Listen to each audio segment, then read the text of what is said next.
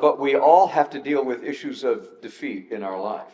Now, the Israelites were no doubt ecstatic over what had happened in Jericho. They had not been defeated. They had beat Jericho, the biggest city in the world at the time. And they had gone in as God told them to do, and they'd wiped out Jericho. Well, almost, as we'll soon see. Now, remember, this land, this promised land that they went into, Canaan, we refer to it as Canaan, there were a number of tribes there.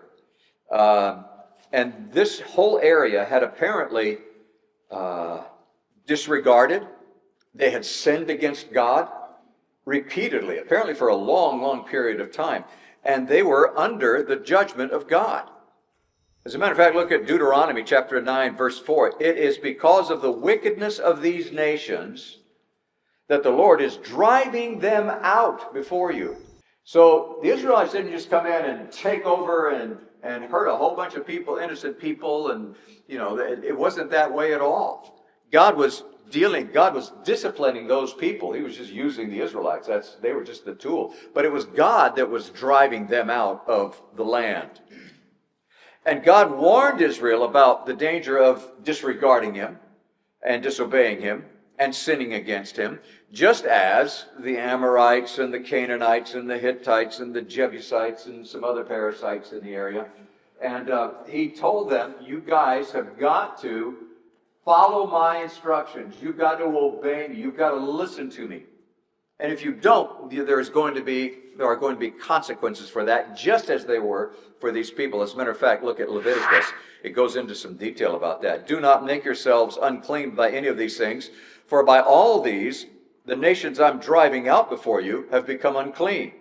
And the land became unclean, so that I punished its iniquity, and the land vomited out its inhabitants.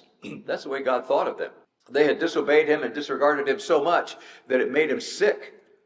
But you shall keep my statutes and my rules, and do none of these abominations, either the native or the stranger who sojourns among you, for the people of the land who were before you did all these abominations, so that the land became unclean.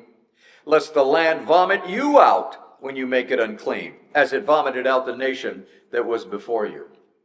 That's pretty disgusting when you think about it. But that's the way God sees sin. That's the way God sees national sin. And at Jericho, God made it very clear that he would not put up with their sin and their disobedience. And there were going to be consequences for that. And America better listen to such warning.